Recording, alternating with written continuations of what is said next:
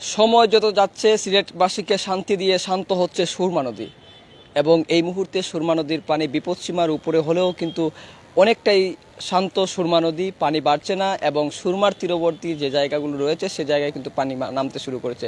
ইতিমধ্যেই কিন্তু এই সুরমা যে নদীটিতে আমি দাঁড়িয়ে আছি, এই নদীর সুনামগঞ্জ হয়ে সুনামগঞ্জের যে বিস্তীর্ণ এলাকা প্লাবিত হয়েছিল সেই এলাকাতেও পানি নামতে শুরু করেছে। তবে বানবাসী মানুষের দুর্ভোগ কিন্তু ক্রমেই বেড়ে চলছে। অপরদিকে কিন্তু সুরমা শান্ত হলেও কিন্তু ভয়ঙ্কর রূপ নিচ্ছে কুশিয়ারা নদী এবং কুশিয়ারা নদী ভয়ঙ্কর রূপ নেওয়ার কারণে কিন্তু সেখানকার প্রায় 6টি উপজেলা প্লাবিত হচ্ছে এবং নতুন নতুন এলাকা প্লাবিত হওয়ার কারণে কিন্তু সেখানকার বানবাসী মানুষের দুর্ভোগ কিন্তু বেড়েই চলছে। এবং আমরা আজকে সকালে খবর নিয়েছিলাম সিলেটের বালাগঞ্জ উপজেলায় আমাদের সহকর্মীরা আমাদেরকে যেমনটি জানিয়েছেন যে তাদের যে বানবাসী মানুষের যে দুঃখ দুর্দশা এবং হাহাকার আর্তনাদ সেটি কিন্তু ক্রমেই কিন্তু বেড়েই চলছে এবং বালাগঞ্জ বাজারের সদরের এই মুহূর্তের যে অবস্থাটি রয়েছে সেটি কোমর সমান পানি রয়েছে এবং ফেন্সুগঞ্জ সহ এই কুশিয়ারা নদীর তীরবর্তী যে উপজেলাগুলো রয়েছে সেই উপজেলায় কিন্তু ক্রমেই পানি বাড়ছে। এবং আপনাদেরকে যদি একটু তথ্য আমি জানিয়ে রাখি, কানাইঘাট অর্থাৎ সুরমা নদীর কানাইঘাট পয়েন্টে এই মুহূর্তে বিপদসীমার 92 সেন্টিমিটার পানি বিপদসীমার উপর দিয়ে প্রবাহিত হচ্ছে এবং সিলেট পয়েন্ট দিয়ে সুরমা নদীর সিলেট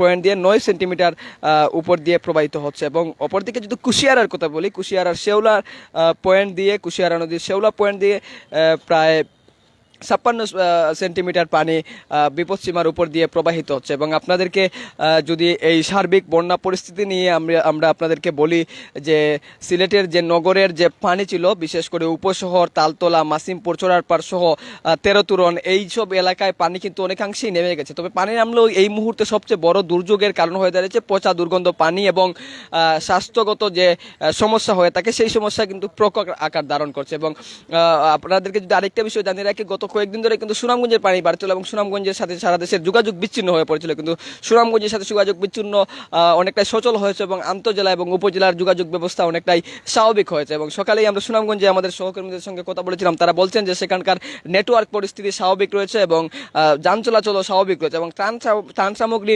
বিতরণের যে উদ্যোগটি রয়েছে সেটি কিন্তু সকাল থেকেই কিন্তু সুনামগঞ্জের বিভিন্ন জায়গায় কিন্তু ত্রাণ সহায়তা পৌঁছানো হচ্ছে। সেনাবাহিনী, নৌবাহিনী সহ বিভিন্ন বাহিনী ইতিমধ্যেই কিন্তু প্লাবিত এলাকায় কাজ করছে এবং নতুন যে এলাকাগুলো প্লাবিত হচ্ছে সেই এলাকাগুলোতেও কিন্তু ত্রাণ সহায়তা পৌঁছে যাচ্ছে এবং সরকারের পক্ষ থেকেও কিন্তু বিভিন্ন তৎপরতা চালানো হচ্ছে। আমরা সকাল থেকেই কিন্তু বন্যা পরিস্থিতির সার্বিক দিক নিয়ে আমরা নজর রাখছিলাম এবং সুরমা নদীর পানি যেহেতু কমতে শুরু করেছে, এখানকার জনপদের মানুষের মধ্যে স্বস্তি ফিরে এসেছে এবং কুশিয়ারার পানি বাড়ার কারণে কিন্তু সে এলাকার মানুষের যে দুর্দশার জীবন সেটি কিন্তু বেড়েই চলছে। কারণ কুশিয়ারার পানির সাথে প্রায় 6টি উপজেলা অঙ্গাঙ্গিভাবে জড়িত, কারণ কুশিয়ারার পাড়ের সেই 6টি উপজেলা কিন্তু কুশিয়ারার তীরবর্তী যে জায়গাগুলো সেই জায়গাগুলো এবং কুশিয়ারার সবচেয়ে বড় যে সমস্যাটি কুশিয়ারার নদীর একেবারেই তীরবর্তী বালাগঞ্জ উপজেলা এবং বালাগঞ্জ উপজেলার সবচেয়ে ভয়াবহ অবস্থা, কারণ বালাগঞ্জ উপজেলার বালাগঞ্জ সদরের সাথে যোগাযোগ সরাসরি বিচ্ছিন্ন হয়ে পড়েছে। সেখানকার